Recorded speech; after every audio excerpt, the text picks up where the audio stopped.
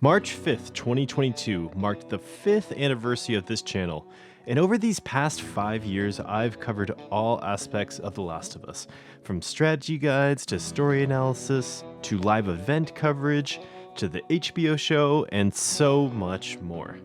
This video, however, will be the first to showcase a game not related to The Last of Us. This new series idea has been in the back of my mind for nearly 2 years, so I'm absolutely thrilled to share it with you now. This series is called If You Love The Last of Us, Then Try.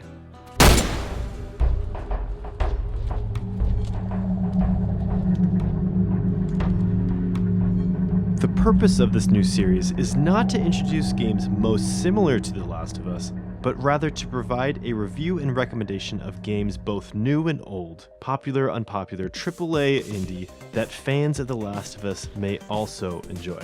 The first game I'm covering is not a well-known AAA title. Rather, it's a brand new indie release you probably have never heard of before today. Gunborg Dark Matters is a fast-paced 2D platformer with a phenomenal soundtrack and surprisingly original game mechanics. Why is it called Gunborg Dark Matter? I have no idea, but once I stumbled across this launch trailer last week, I was immediately impressed with what I saw.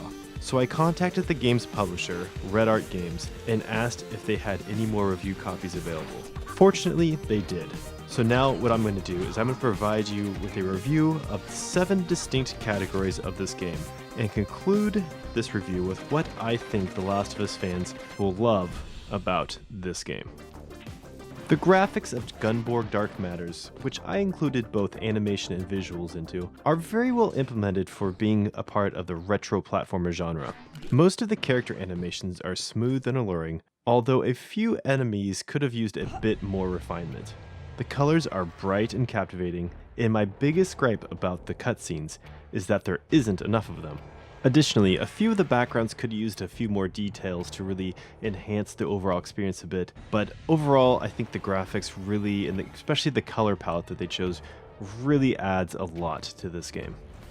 If I had to choose some game comparisons, I'd say the level design feels kind of like a combination of Mega Man X, Metroid, with a splash of old school Prince of Persia thrown in. It's a beautiful homage to the old 1980s action side-scrollers. There's a good variance of level styles with an appropriate increase in difficulty as you move along. Where the level design really shines is in how well it really works with the addictive game mechanics, which is the category that we're going to cover next. Gunborg Dark Matters features quick and responsive controls with a few fun and unique mechanics that make this game an absolute joy to play. You use the right analog stick to aim in 360 degrees with the option of activating either your shield or your equipped weapon. Your default weapon is a powerful light sword, but you'll mostly find yourself picking up, using, and quickly discarding weapons that you've scavenged from fallen opponents. The main character, Val, also has a jetpack which allows for an additional 3 jumps once in the air. You'll do well to take out a series of enemies without taking any damage, for when you do so, you'll activate a dark energy boost that powers up all equipped weapons.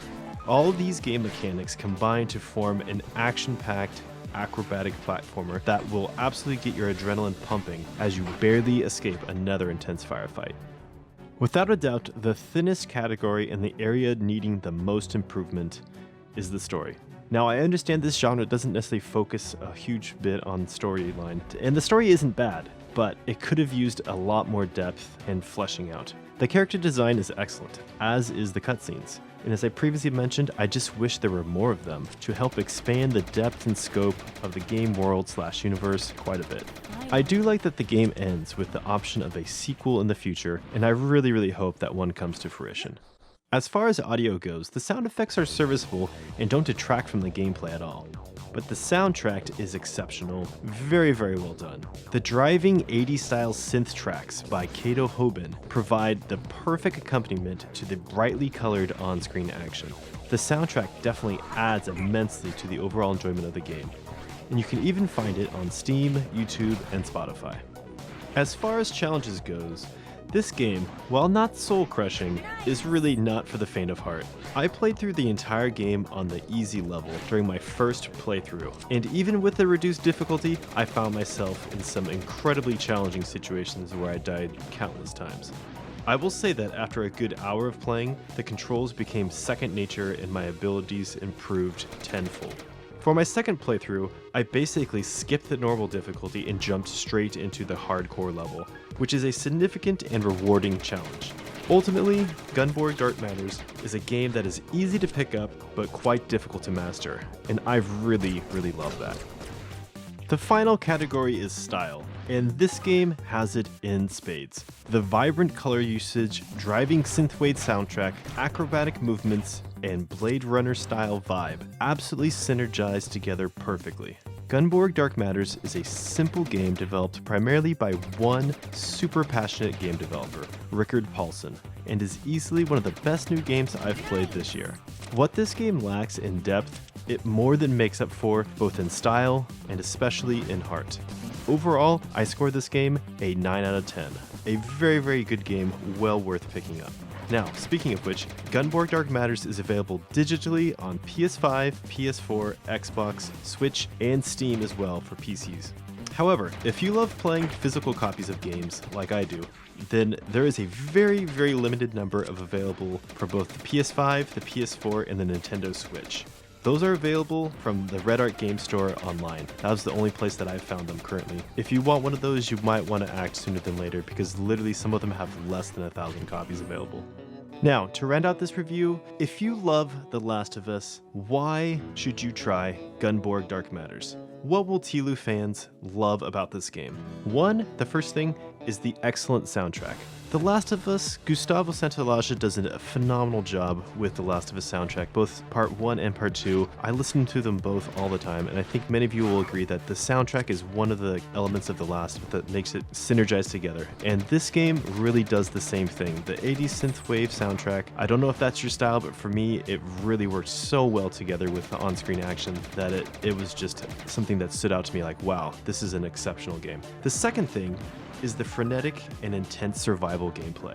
In The Last of Us, whether it's factions or even the campaign mode when you're being chased by stalkers or clickers or a horde of infected or even just a bunch of hunters trying to take you out, you have those moments where you're just fighting for your life, every last little scrap. And this game really brings out that element as well. There are situations where you'll find yourself completely overwhelmed and it'll take nothing short of a miracle to survive. And when you do, it's actually an incredible feeling. So for me, that was the second point that I thought The Last of Us fans would love.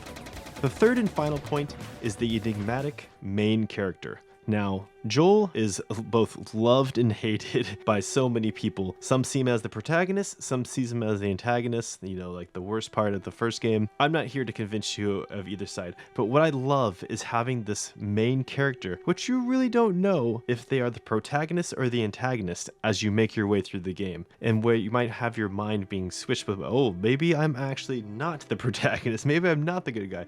And for me, as I went through this game, I found myself having the same kind of feelings, which was so cool in The Last of Us and The Last of Us Part 2. Even with Ellie, the whole idea that there's no good guys or no bad guys, that was the third thing that for me with this game, I kind of really enjoyed. I really like the main character in this game. Just a neat way how it kind of all works out in the end.